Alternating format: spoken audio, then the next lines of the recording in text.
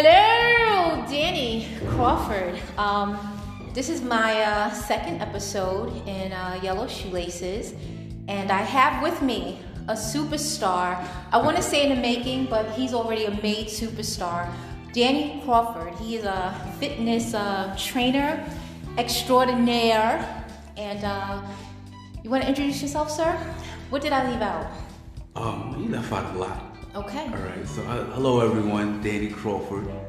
I am a fitness instructor, entrepreneur, a father of 3 young kings. Beautiful, I might add. I own a real estate investment company, and I'm in law enforcement. Been in law enforcement for the past 13 years now. Yeah, it's going on 13. 13 years, and now I just got into the vending machine business, which is interesting. Interesting because I'm grandfathered in with your fitness program. So yes. What I'm hearing is Lorna Dunes for lifetime. Nah, that's actually not in my vending machines. I'm incorporating a lot of healthy snacks. I'm about to change the face or the stereotype of vending machines where it's just unhealthy snacks. Okay. Slowly, you're not gonna go to my vending machine and just get all, healthy snacks. It's gonna be a variety. But So you're not going to be vending seaweed, right? not yet. Because that is a healthy snack. It is, and I gotta, pay attention to the what they call it, expiration, and see how that works. Does that even matter when It does. concerns snacks? I mean, because sugar is sugar, right? I mean, who cares how old sugar is? It tastes You good. should care. Okay, I should care. I want to kind of break in here and tell you guys, when I met Danny almost 13 years ago, I was in a fairly decent shape, fairly decent, and I remember asking Danny to train me. I had already hired a trainer. It was my first time hiring a trainer one-on-one. Running was no problem. I could do that by myself, but I needed someone in my face to kind of get me through, weightlifting, HIIT, which is the high intensity training. And I don't know if you remember this, but when I first came to you to ask you to train me with food in my hand, and I remember you telling me that, if I wanted to be serious with this, you would do it. And every excuse that I had coming in there telling you, I got to go to lunch right now, but... jumping rope for 20 minutes, I heard, is very productive, and not being able to do a proper push-up was a little embarrassing.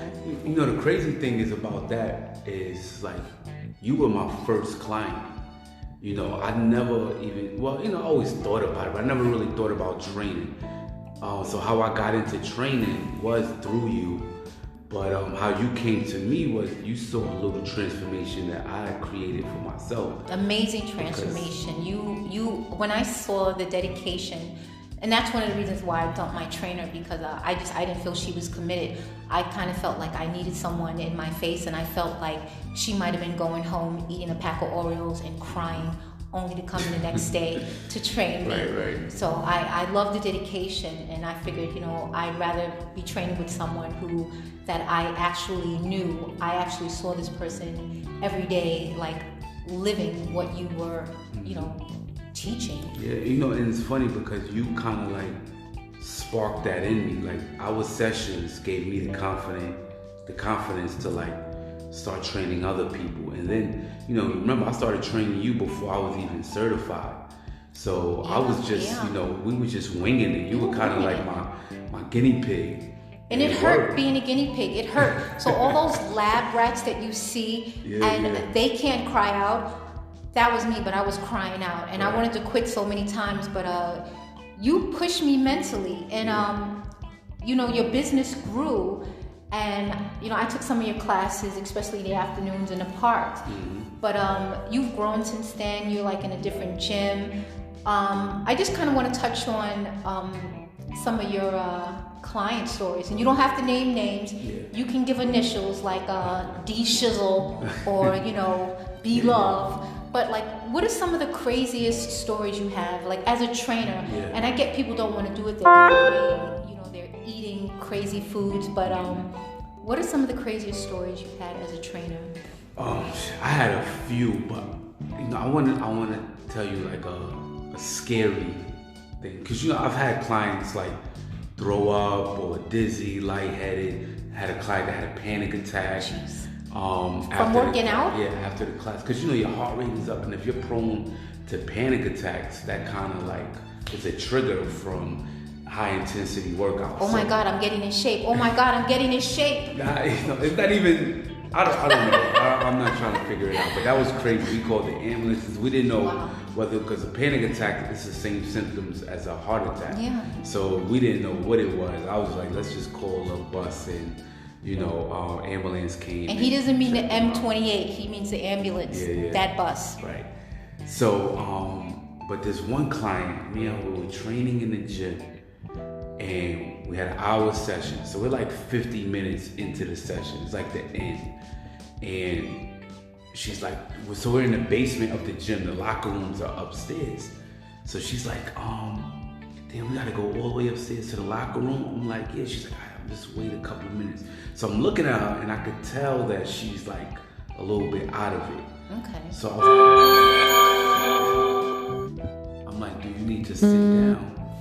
And she was like, no, it feels like I'm gonna throw up. So I was like, all right, well, come in. It was like we were right next to like a small, like little lounge room, and I knew it was a garbage in there. But was the look like nervousness on, like looking at her? Did you think maybe she was just nervous, wasn't ready, or did she look physically ill? Yeah, she looked like she was gonna pass out. So, in hindsight, what I should have did was grab the garbage outside of the room and bring it out in the public area. Okay. But I was thinking like, I don't want her to throw up in front of everybody. So let's get her to the room. But she couldn't even like walk to the room. So then I look at her, then her eyes like roll in the back of her head. Jeez. And then she just starts like throwing up. But like, she's not throwing up consciously, like, ugh. Like her eyes is closed. Was it Exorcist-like? No, not even. Matter of fact, yes, it was. But because the way it was coming out of her nose, her mouth, but her eyes was closed. Like I thought she was having like a seizure. Okay. Because she's like, her eyes was closed. I wish you could see me now, but like her eyes was closed, and it was like her eyes, and I was like, and well, I could see you, and he's doing a great job of reenacting vomiting. So I'm behind her, one, trying not to get the throw up on me, and two, holding her because she's not standing up on her own 2 feet. Like she's like literally almost like passing out. And then everybody's coming in the gym like, oh my God. And I can imagine that smell. Oh my God. The smell like. But you have to be strong because you're her trainer, and you can't just drop her and run because of the smell. So you have to stay there and assist. I'm there, and then also I'm like, I'm instructing one guy because, my, law enforcement background and my first aid background kicks in. So I'm like, you go upstairs, get the AED, because I don't know what's going to happen after that. I don't know if it's a seizure or whatever. So he's like, AED, he didn't know what the hell I was talking about. I'm like, yo, just tell the person upstairs that you want the AED. Every gym has AED equipment. He's thinking it's an alphabet chart, yeah. and he's just like, okay. So he runs and gets it or whatever. So she sits down, and then she finally stops throwing up, and then she's like, comes to. And then when she comes to and like realized what happened, because she didn't even know she was throwing up. And she finally realized what happened. It's throw up all over her. Thank God I didn't get none on me. She's like super embarrassed. Everybody's bringing towels. The good thing is I didn't see no one pull out their phones. Okay. I didn't see no one. Everybody was like genuinely like concerned. Because that's important. You have to get that shot of somebody throwing up. People. That's it's ratings. It's views. Getting beat to a bloody pulp, and they'll just watch and pull their phones out, which is crazy. That's pretty insane. So she was super embarrassed. She was all right, thank God. But that was like the craziest one. Like I said, I've had people throw up. I had people like run, I'll be right back, throw up in the garbage or throw up on the side if we're outdoors, and then literally come back and finish the workout. But she was just like, did she ever come back to you? We trained after that, yeah. Like, what was that interaction like after that? It was. Did you keep a bag on hand? Nah, like me, I would make little jokes, But I was very, like now I'm like, and this wasn't even our first time training. Okay. She came to my boot camps. Okay. So it's not like she was brand new. I guess just whatever she ate probably prior, whatever it was just a bad Eating day. before workout heavy meals is not good. Nah, I always tell them like, if not I were that she you, did that, but I don't. You should go back to that gym and let that group know that AED does not stand for aerobics and dance ensemble because they sound very confused. I had a question. I was reading this article yesterday. 62-year-old former Marine, 8 hours, 15 minutes, 15 seconds planking. planking. I saw that planking, yeah. What do you think about that? What do you think? It's first of all, I guess, you're doing it for the world record. That's commendable. Like, I respect that. His core strength is amazing. Oh my God. But I would have stopped just out of pure boredom unless you give me a magazine to read or video to watch. I can't just stand. Well, he had his for 8 phone, hours. and apparently he was saying that had he clasped his hands together, he would have been disqualified because the proper form is to keep your hands apart. So he had his phone in between his hands, so that his hands wouldn't clasp. Okay. And I'm remembering when you had me doing planks. Yeah. 1 minute, I'm dead. Yeah. 1 minute, the longest I'm dead. minute of your life. I would have stopped. Yeah. If he did only 15 minutes, I would have been in awe. See, a lot of people don't understand. If you don't do planks, you don't really realize how it affects your whole body. So initially, when you're first doing planks, you feel it in your core or, your arms a little bit. But then as time progresses and as you continuously try to hold yourself up, your body starts to recruit every muscle in your body. So you start feeling it in your legs, in your lower back, your shoulders, your chest. Like every part of your body is being recruited and engaged to hold your body up. So that's when the real strength comes in there. That's why they tell you have core strength, or if you can plank, it really helps out with every workout. It's not one workout that you do that doesn't require you to eventually tap into your core Well, strength. my brain would have been recruiting my body to stop at a minute and a half. And I think the longest I've ever done with you was maybe, 2 minutes. And you didn't tell me. You were like, just hold it. And I'm thinking, we're going way past a minute. Yeah. My body felt it. My mind felt it. He had no reference to time. He said he would occasionally ask someone, are we at the 2-hour mark? He wanted to be ahead of himself. So it was a simple yes or no. So he would call out every few hours to kind of see. His phone was blacked out. He was listening to rock music. He said that he considered himself to be a rock star on stage. He kind of compared it to that feeling a rock star would get when everybody's like all eyes are on him and people were coming and going. And that's what kept him motivated. But I'm thinking there's no excuse for anyone 62 years old. Yeah. And It's so crazy because the mind is powerful. Isn't it? And whatever you think you can do, you can actually do. Yeah.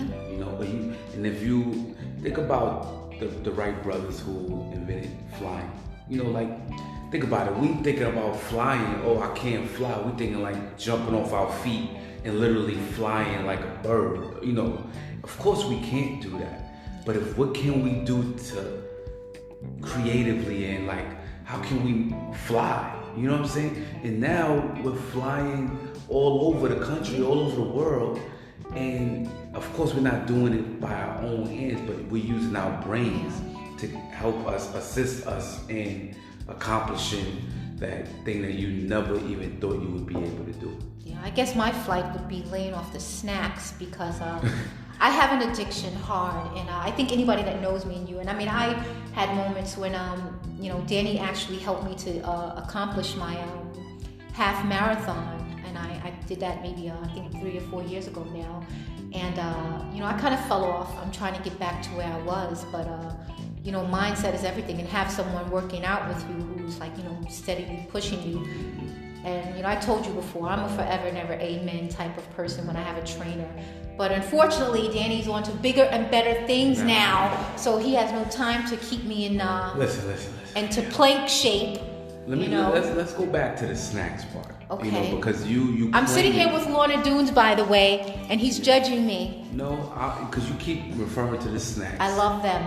And here's the thing: you're claiming it, and you're owning it, and it's a good thing when you're claiming and owning something else. There's nothing wrong with snacks, but you are like you claim it so much that it's like.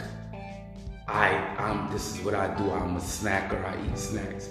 And you're already setting yourself up. As soon as you wake up in the morning, or like I heard the podcast, like when I come home, I have to have a snack before dinner. I do. You know, you don't. Okay. You choose. Everything is about choices. You know, you choose to have a snack before dinner. And I'm writing a speech actually. It's called Breaking the Cycle. Of snacks? Of anything. Okay. You know, let me give you a prime example. I'm gonna give you a little history lesson or whatever. Like, so I have 3 sons.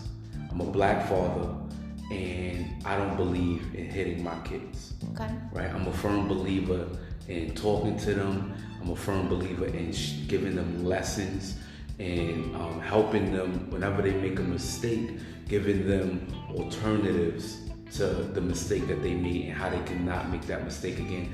Not just beating them like you did wrong, I'm gonna beat you. And the reason why I'm not raising my kids that way, because I was raised that way. Yeah.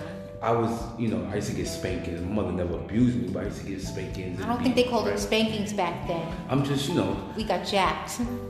all of that, right? And my mother passed that culture down, or that habit, or that habit or whatever. She passed that down because that's what her mother did. Yeah. And then my grandmother passed it down because that's what her mother and father did. And guess how far it goes back? Oh, yeah. It goes back to slavery times. Yes. You know, the slaves beat our ancestors, then we just kept that cycle going. Because whipping was a way to control. Exactly. And we all, he need his ass whooped. You know what happened when someone upset me when I was growing up, or when I got into a dispute with a friend, or I always resulted or expected us to fight after. Yeah. And that's how our young kids get locked up, or like this, or I don't want to say black on black crime, but because I don't believe in black on black crime. Black people is just next to black people, so we're gonna commit crimes next to each other.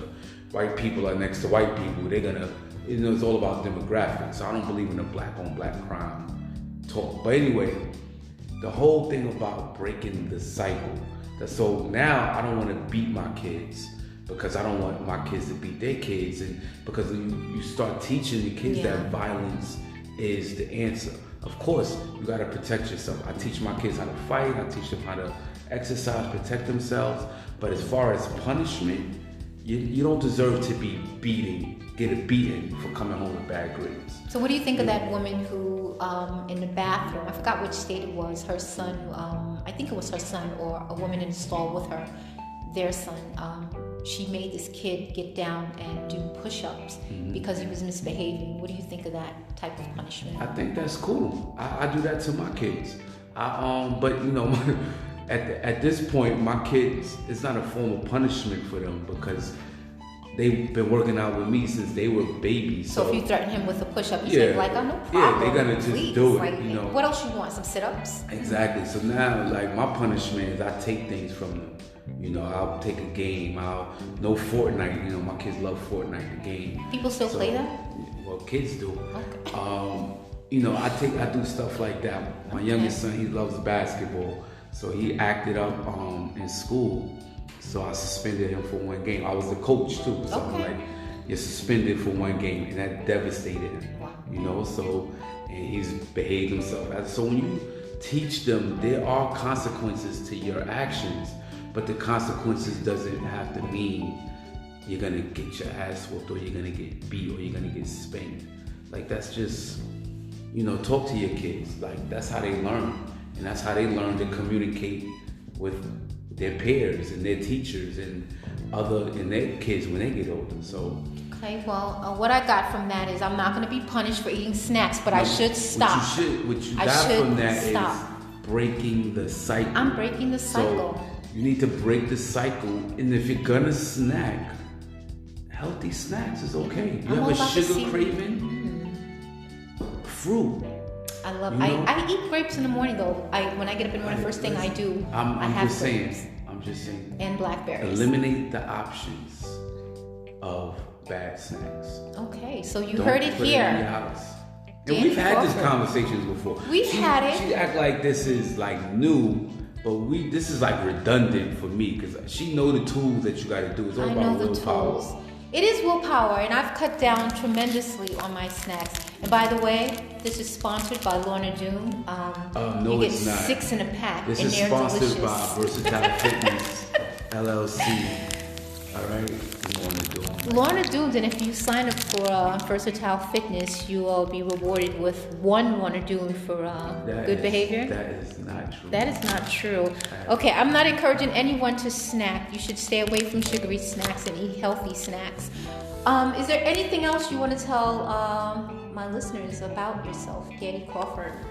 So besides the fitness, and I really want to tap into like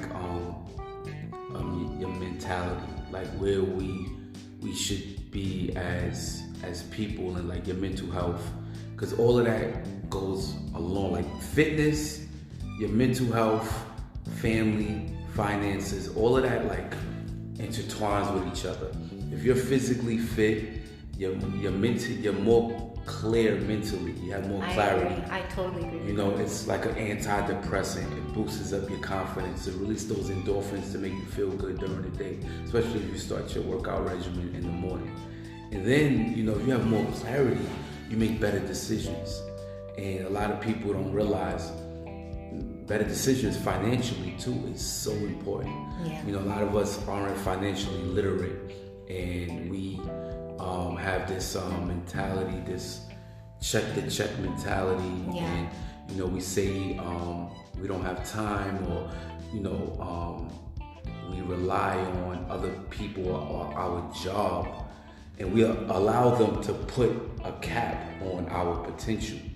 You know, you work your 9 to 5, they say, okay, I'm gonna pay you $50,000 a year, you know, or $20 an hour. So they're telling you that your time is worth $20 or $25 or whatever the number is an hour. Yeah. They're putting a limit on your potential. So in order to increase that, we have to increase our value. I just want to go back to the mental health aspect, because the gentleman that, the former Marine that did the planking for 8 hours, 15 minutes and 15 seconds, he was doing it for a mental health cause, and he kind of touched on those things because he said that as he was planking, he was dealing with a lot of his own issues. He was just thinking about things like his sons, his finances, you know, where is this going to take him, you know, monetary, what's going to happen in the next year. And he actually, when he finished, he did an interview, and he is actually going to put out some workout videos, you know, teaching people, you know, proper form when they're planking, push-ups, things like that. So he did it to like bring awareness to mental health issues anyway. Let me tell you, you know, being transparent, like I've had a few panic attacks, you know, anxiety, and mine is, you know, I'm a father, I'm a single father. I run a few businesses, you know, I'm a black man in America. All of these things, you know, if you don't pay attention, can become overwhelming. I'm a problem solver. A lot of people come to me with their issues, and I'm always trying to help them out. I've come to you with a few. Yeah, I've come to you. There's nothing wrong with that. I welcome that. But sometimes I get overwhelmed. The next thing you know, I have to like sit down and like take a mental break. Yeah. And a couple of years ago, like 2 years ago, I had like a really bad episode of panic attack. So I went to the doctor, and my EKG came back abnormal. So they wanted to, you know, check it out. Both my parents died of massive heart attacks. So, you know, it's always like, you know, in the back of my mind that, you know, we may have heart issues in the family. You know, even though my parents, they smoke cigarettes, they drink alcohol, so I think those were the real causes. But you just never know, right? Yeah. They were young. My mother was 49, my father was 45. And So I went, and when my EKG came back abnormal, they wanted to do further testing. And when they tested me, they did an MRI and they saw I had thickening in my heart. And there's this disease, this heart disease called cardio. Oh man, I forgot what it's called. I'm sorry, but cardiomyopathy or something like that. It's hard for me to pronounce it. But it's basically a disease where you have thickening in your heart, and that thickening can cause sudden death. Okay. Like a lot of athletes, you hear about athletes that like suddenly drop dead on the court and everything like that. So my doctor was like, you may have that disease. So we got to do, further testing. We got to see how thick it is and this and that. We're going to test you in 2 weeks. So don't work out for 2 weeks. Okay. So like for 2 weeks now, I'm like, and I'm a huge researcher. So like, I'm just like, I got this disease. I'm thinking I have this disease.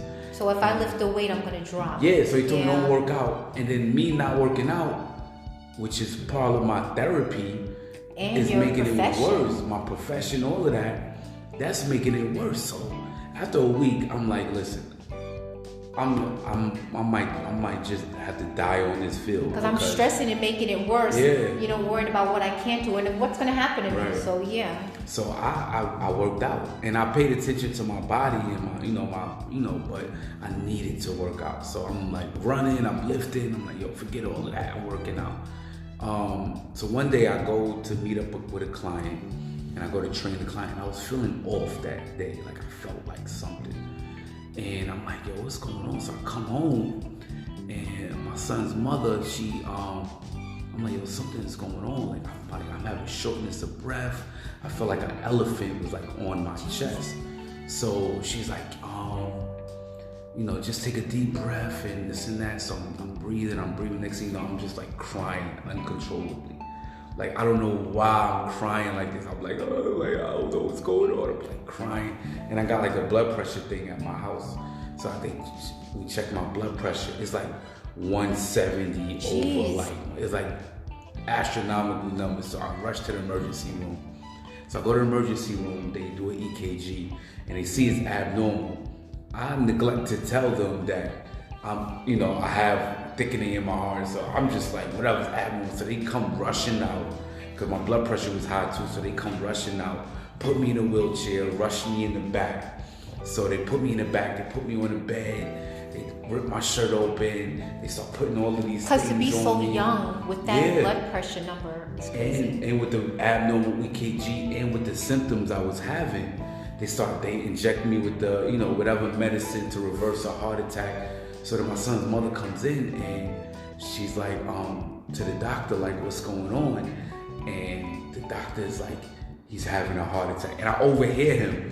So I'm like, oh my God, this is it. Like, I start like you sound like Fred Sanford. Yo, that's how it felt. I'm coming, like, yo, I was like, yo, it was the scariest feeling because both my parents died that same way, rushed to the hospital, on the bed, on the gurney, and to hear this, and to hear him say he's having a heart attack, it was like. What are your thoughts? What was like the thing in your head? What were you thinking? Did they say life flashes before your eyes? It does. What were you thinking?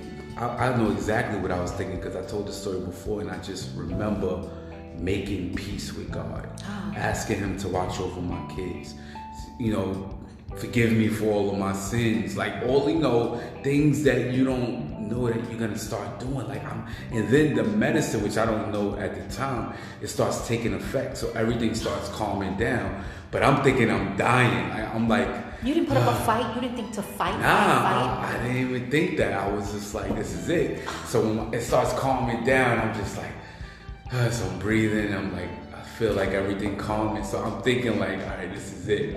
So then the doctor comes and he's like, how you feeling? I'm like, I'm okay. Like in my mind, I'm like, I made peace. I'm going to heaven. Like it was just like crazy. You just assumed heaven right away. Yeah, of course. I asked God for forgiveness. Okay. That's the rule. Like, so you forgive me, you go to heaven. Right? Yeah, rules, just like in poker. Okay. Yeah. So A cardiologist comes and he he starts talking to the other doctor, and then they talk to me. They was like, "You didn't have a heart attack. It wasn't a heart attack." And I'm like, "Wait, what?" The second chance, like, oh shit. So man. He's like, have you ever had a panic attack before? And I'm like, I don't think so. But then I started thinking back, and I was like, I've had them before, not this severe, but I didn't know that that's what I was having in the past. So they kept me overnight for observation, and then they I had to follow up with my doctor. He prescribed me like Xanax, and then fast forward when I went and did my test results for my heart. So I do have that thickening in my heart, but it's not thick enough to categorize as that disease. But you still have to be mindful. I gotta go to the doctor. I have to get checked twice a year to make sure it doesn't get thicker. Okay. Well, you got some IOUs, man, because heaven is like, okay, now gave you another shot. So that was you better be on your best behavior. But that goes to show, like, always go to the doctor, get checked. Yeah. And do what you want, though. Live your life. Life's too short, And if the doctor told me, I do have that disease, because if you do have that disease, you definitely cannot overexert yourself. Yeah. That's just like, it is what it is. So I would not be able to work out, like, to the point of like pushing myself. Yes, I could go for walks, I could do certain things, but there's surgery, there's things like, there's other alternatives. Like you go get the surgery and they shave off the thickening. I looked up all of that. But as of right now, I don't have that disease. I'm not claiming it. Speaking of, doing what you want and uplifting, because I would definitely say all the years I've known you, that you've just been very, from day one, positive, uplifting, and just anytime I do anything, I always think of you and how dedicated and hardworking you are. And you're always in the back of my mind, like when I'm running or I don't want to do anything. Even with this podcast, I'm thinking Danny's motto was, just do it. Yeah. You motivate me, and I tell you that all the time. But I want to kind of put you on a spot right now to kind of end this. Danny also does poetry. I know. I just off the top of your head, and I know you have something in your pocket that you can pull out to kind of end this on a positive note, like one of your most favorite poems. I'd like to have some of the listeners here. All right, hold on. Can I grab my phone? Yes, yes. I don't remember this one by heart. Because I remember when we first met in class, and you gave the most uplifting speech, and I will always remember that, because when I first met you, I'm thinking, this guy, and he's a poet, and yes, he is a poet. Don't you know it? So this is one of my recent ones. You never heard this one before. I wrote this a couple of weeks ago. All right, guys, get ready. This is a Danny Crawford original. And it touches on basically what we were talking about, mental health and business and life. Okay. But here we go. The world is on my shoulders, sweat dripping like a fountain, reflecting on my past as I'm sitting on this mountain. Can't believe I made it through this rain and snow. Then I look up behind me. Shit, I still have ways to go. Time to refocus, reinvent, remove distractions. Regret isn't going to stop me from taking massive action. It's not easy. My mental health has been tested. Panic attacks and Xanax because I wasn't well rested. Grinding every day. Who has time to sleep? Everyone asking, when do you have time for me? Sacrifice is my logic. I see the bigger picture. Let me finish this last project, then maybe I'll get with you. But that time never comes because I keep adding to it. And I look at people that don't do it as a bad influence. You eat in your 50s what you kill in your 30s. So instead of partying every weekend, I make moves that's worthy. Instead of excuses, I think of solutions. Too many emotions will have me jumping to conclusions. Watching my surroundings, they won't hesitate to get me. I don't need the streets validation. Look what they did to Nipsey. Mind your business. Focus on your family is what I tell myself. Eat right, exercise, prioritize my health. Give more than you receive. Positive vibes only. Lastly, being alone doesn't mean you're lonely. Woo! All right. I love it. Absolutely. That was amazing. I want to thank you for sitting down with me and chatting and having people get to know you. And I'm sure everybody knows you anyway. But guys, Danny, Versatile Fitness, you want to give your site? Because I know you're on a few platforms, Instagram, Facebook. So you just want to... I'll just give the Instagram. So if you want to follow my fitness business, my fitness page, it's versatile.fitness, spelled the way it's supposed to be spelled in a dictionary. And my... People still use those dictionaries? I mean, I'm just telling you it's spelled right. I mean, you know, it's so crazy. I'm just saying, people just say, like, how do you spell, like, crazy words like because? They're like, is that a Z or an S? Right. You know, it's so crazy. Okay, you know. And the real estate investment page is versatile_investments. Okay. And that's it. And I'm looking forward to some more of those bars that you had out. I had some of his protein bars. Yeah. My God, they were so delicious. Yes. Cranberry, pistachio. Cocoa. I'm waiting. I'm waiting for those to come back out. We're still working on and those. T-shirts. We have an apparel line. T-shirts. We do online training. We do boot camps, meal plans, meal prep. You know, shout out to Sheena Cello, who she runs her own meal prepping service, which I am vegan, yes, plant-based, and I am a avid customer. I actually just made my order for this week. You can put in orders now? Delicious, yes. Well, I need to tell you about that. Yeah, I'm gonna get on it. So, but I'm gonna end here, and I want to thank you guys for listening. Again, Danny Crawford, follow him on all the sites that he just gave you. Yep. And until next episode, we are so out of here. Yes, peace and blessings. Peace and blessings. Have a good evening.